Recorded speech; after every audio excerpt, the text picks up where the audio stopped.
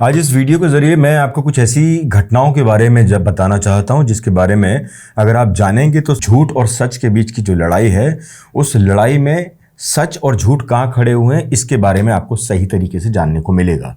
हालांकि राष्ट्रीय चैनलों की अगर मैं बात करूं तो राष्ट्रीय चैनलों ने बहुत सारे ऐसे सच हैं जिस पर झूठ का पर्दा डालने की कोशिश की, लेकिन कहीं ना कहीं जब सच सामने आया तो आखिरकार उन्हें शर्मिंदा भी होना पड़ा। मैं बात कर रहा हूं पिछले कुछ दिनों के इंसिडेंट्स को लेकर। बुलंदशहर जो दिल्ली से बिल्कुल करीब है, देश की राजधानी, जहां पर सत्ता सीन का जो सबसे बड़ा सिंहासन है वो माना जाता है। प्रधानमंत्री वहां बैठते हैं, देश के राष्ट्रपति वहां बैठते हैं और देश के तमाम ऐसे मंत्री हैं जो पूरे देश पर शासन चलाते हैं, वो वहां बैठते हैं। वहां से कुछ ही दूरी पर, लगभग 100 किलोमीटर की दूरी पर, एक मामला सामने आता है मंदिर को तोड़े जाने का। मंदिर मस्जिद विवाद में जब ये बात थोड़ा सा आगे चलती है तो सामने आता है कुछ लोगों के द्वारा, इस बात की हम पुष्टि नहीं कर रहे हैं कि वो लोग कौन हैं जिन्होंने ये भ्रम फैलाया, लेकिन कहीं ना कहीं इस भ्रम के भ्रमजाल में राष्ट्रीय चैनल जरूर आ गए, क्योंकि राष्ट्रीय चैनलों पर एक खबर चलती है और उस खबर में बताया जाता है कि हिंदुत्व की रक्षा सबसे ज़रूरी है और हिंदुओं के मंदिर को कुछ विशेष समुदाय के लोगों ने तोड़ फोड़ कर उसे खंडित करने की कोशिश की। न केवल कोशिश की बल्कि कुछ मूर्तियों को उन्होंने तोड़ भी दिया। हमारे देश में अगर किसी मस्जिद पर या किसी चर्च पर हमले की कोई झूठी खबर भी आ जाए तो देश में दंगे भड़क जाते हैं, लेकिन मंदिर पर अगर हमला हो जाए तो हमारे देश में चर्चा तक नहीं होती। और बड़े दुख की बात है, दिल्ली से सिर्फ 110 किलोमीटर दूर उत्तर प्रदेश के बुलंदशहर में कुछ अज्ञात लोगों ने रात के अंधेरे में 4 मंदिरों पर हमला किया और इस घटना को हुए अब लगभग 48 घंटे होने वाले हैं, लेकिन हमारे देश में इसकी कहीं कोई चर्चा तक नहीं है। आपको किसी मीडिया में, किसी न्यूज़ चैनल में खबर तक नहीं मिलेगी, या यूं कह लीजिए कि इस घटना पर पूरे देश में सन्नाटा छाया हुआ है। लेकिन कुछ समय के बाद जब घटना का सच सामने आता है, यानी कि झूठ का पर्दा जब हटता है और सच उस पर हावी होता है, तो सामने आता है कि उस मंदिर को तोड़ने वाले कोई विशेष समुदाय के लोग नहीं थे, बल्कि हिंदू धर्म में आस्था रखने वाले कट्टर हिंदू ही लोग थे, जिस पर कानून ने अपना शिकंजा कसा और आखिरकार उनको पकड़ा भी गया। आपको याद होगा कुछ दिन पहले हमने आपको बताया था कि बुलंदशहर में कुछ मंदिरों में तोड़फोड़ हुई है और वहां देवी देवताओं की मूर्तियों को विक्षिप्त कर दिया गया और तोड़कर खेतों में फेंक दिया गया।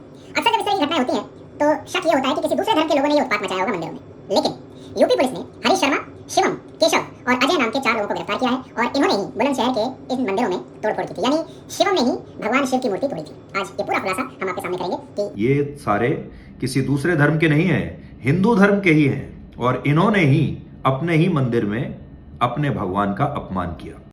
अब दिल्ली से बुलंदशहर तक हम चले। बुलंदशहर से थोड़ा सा अगर आप लेफ्ट लेते हैं तो एक रास्ता कट जाता है देवभूमि उत्तराखंड की तरफ।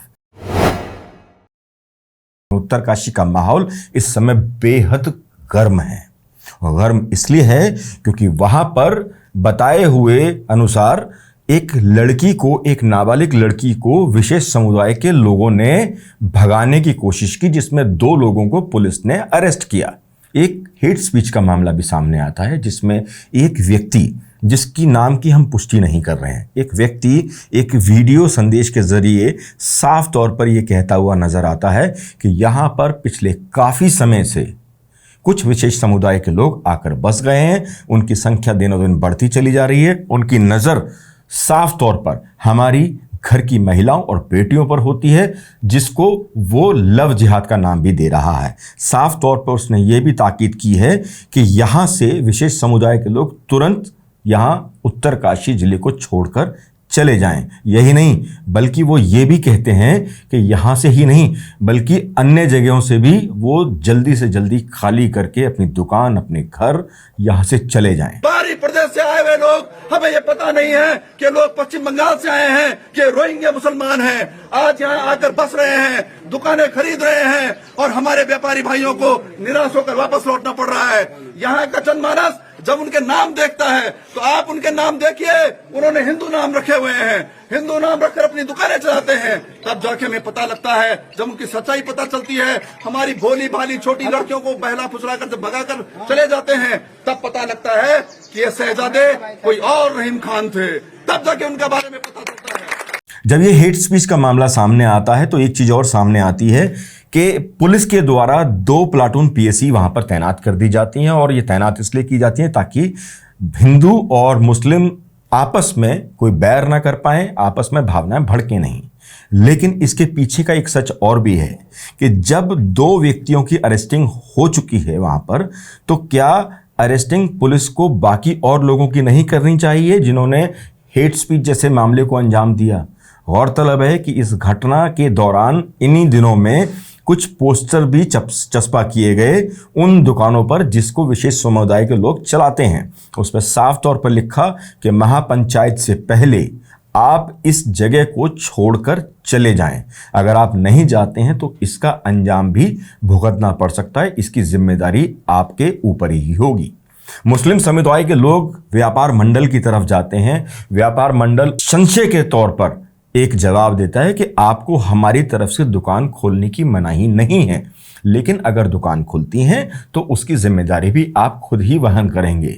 यहां पर वो व्यक्ति विशेष भी गलत है और यहां पर विशेष समुदाय के लोग भी गलत हैं। यहां पर सच सिर्फ एक ही बात को लेकर है कि विशेष समुदाय के लोगों को पुलिस के पास जाना चाहिए था या वो गए भी होंगे, लेकिन पुलिस उनको सुरक्षा दे पाई है या नहीं दे पाई है, ये एक सवाल है।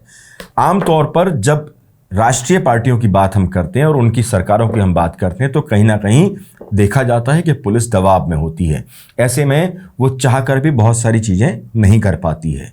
और इस वीडियो के ज़रिए सिर्फ एक ही बात का संदेश देने की कोशिश हमारी भी है कि अगर पुलिस का इकबाल बुलंद होगा तो ना किसी को ये हिम्मत हो पाएगी कि वो किसी भी समुदाय विशेष के खिलाफ हेट स्पीच जैसे मामले को अंजाम दे सके या वो कोई ऐसी रैली निकाल सके जिससे सद्भावनाओं पर फर्क पड़ता है। एक चीज और है, चाहे वो व्यक्ति किसी भी धर्म से संबंध रखता हो, किसी भी राज्य में रहता हो, किसी भी राज्य के हिस्से में रहता हो, कानून सबके लिए बराबर होना चाहिए, चाहे वो हिंदू हो या मुसलमान हो।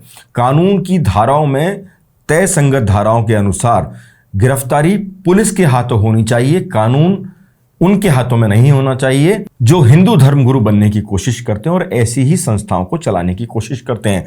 क्योंकि जिस तरीके से एक पोस्टर चस्पा किया गया उस पर नीचे एक हिंदू संस्था का नाम लिखा हुआ है, रैली भी हिंदू संस्था के लोगों के द्वारा ही निकाली गई और सो कॉल्ड जिस व्यक्ति ने ये हेट स्पीच जैसे मामले को अंजाम दिया वो भी हिंदू संगठन से ही कहीं ना कहीं बिलोंग करता है। मिलीजुली प्रतिक्रियाएं यहाँ पर लोगों की आ रही हैं। कुछ लोग कहते हैं कि यहाँ से इनको जल्द चले जाना चाहिए, कुछ लोग कहते हैं कि सद्भावना का माहौल है, इनको यहाँ रहना चाहिए। मुस्लिम व्यक्ति कहते हैं कि हम डर कर इस दुकानों को खोलने को तैयार नहीं है क्योंकि हमें ये अंदेशा है कि पंचायत के दौरान कहीं कोई अनहोनी ना हो जाए जिससे हमारी दुकानों में कोई आग ना लगा दे। ऐसे मामले भी सामने आए हैं, कई वीडियोस में आपने देखे भी होंगे।